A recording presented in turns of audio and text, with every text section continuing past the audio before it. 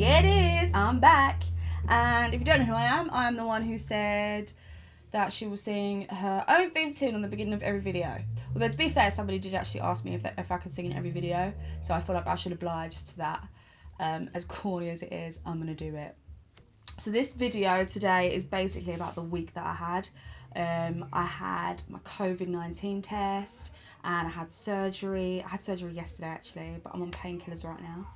So I'm decided to do this video. So if you want to hear more about my week, I've got pictures, videos, then keep on watching.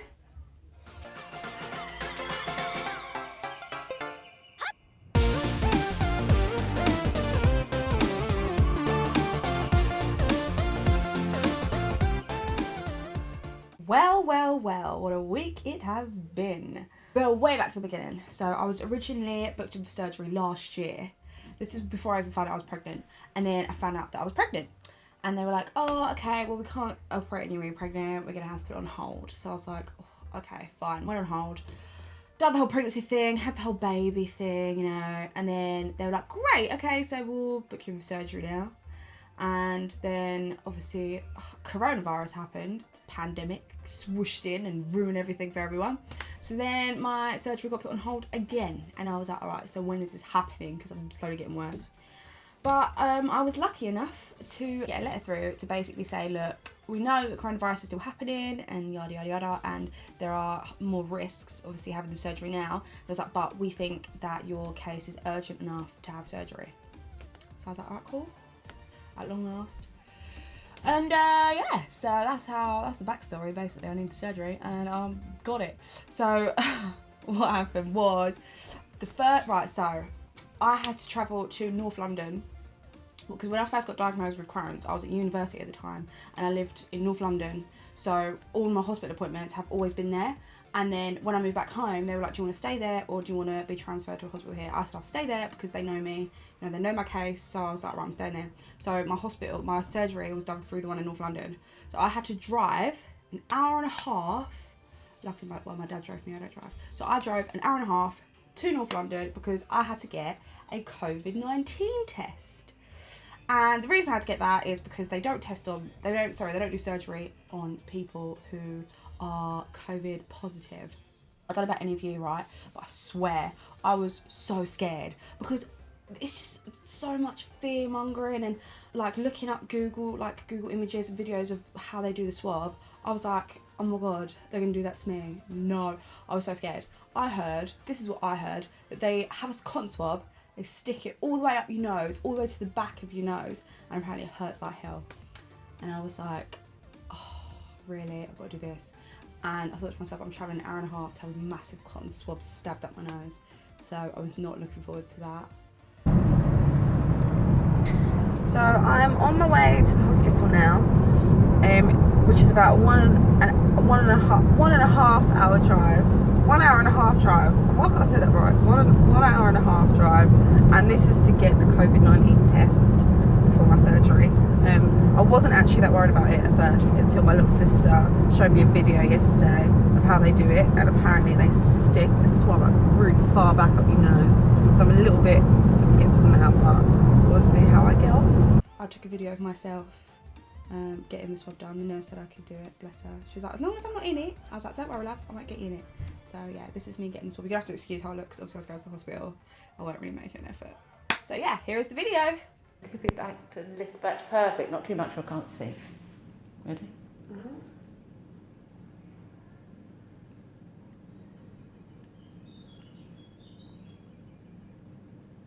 That's it, that's fine, and the nose. There you go.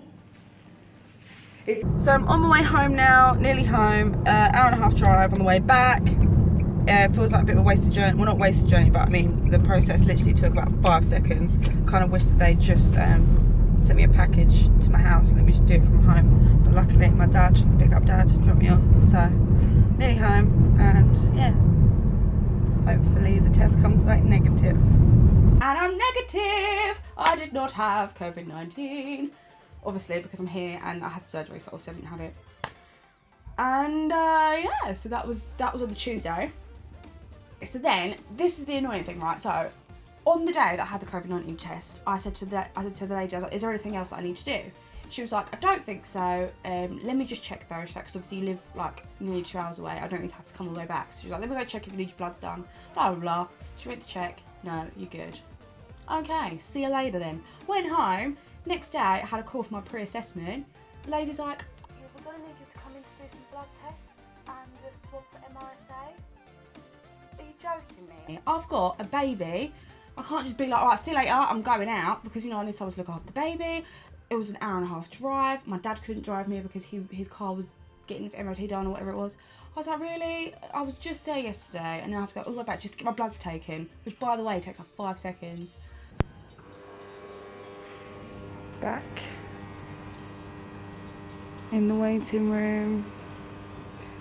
Same place, different day.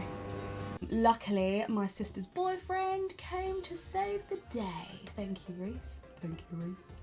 So luckily I didn't have it, because otherwise I would have had to get a train, a tube, another tube, and a bus.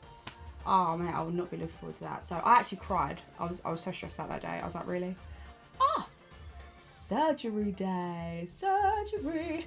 So in case you're wondering what surgery I had, I will be completely honest. It's not a nice one.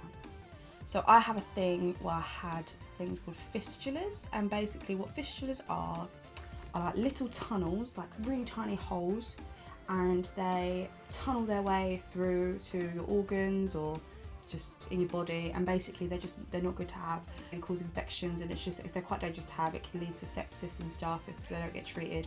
So obviously I was like, alright, I need to get this fixed. What they did was they cut open the fistula.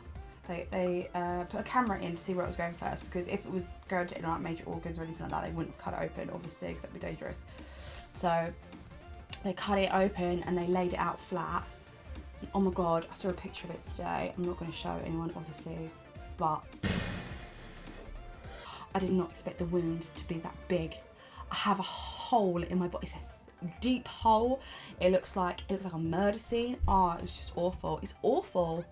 It's terrible. I'm telling you now, I've never had a panic attack in my life, but I think that was the closest I came to having a panic attack. I saw it. I was like, oh my god, is that what it looks like? I can't do this. And he started crying. Actually, I did cry. Oh, it was awful. Ugh. You know them things where you look at it and it's like your whole body goes all shivery and you're like, ugh. So yeah. Anyway, had to be there at 7 a.m. So I left the house at 5 a.m. Drove there. I had my own room, because it was done in a private hospital, which was actually really nice. I've never been in a private hospital before. Felt like I was in a bloody hotel. I had my own room, had a telly, had a wardrobe. I took a video of the room actually, so I'll show you that, just so you can see what it was like. I'm here. So I'm at the hospital now, just for my surgery. Time is 7:10 in the morning. It's actually being done in a private hospital, so it's actually quite nice. I'll show you what it looks like. So you come in, you got the toilet there, got the bed there, got wardrobe, sink, chair, TV, and yeah, little view outside. Not much of a view, but so I remember being put under the general anaesthetic, and I remember just laying there. And the lady had said to me, she goes, some people experience, like, you know, say they experience a cold feeling when they get it done. I was like, okay, la la.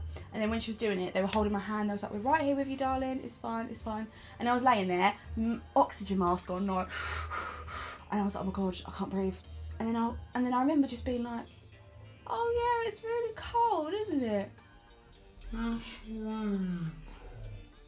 Gone. Next thing I knew, I woke up. I was in recovery.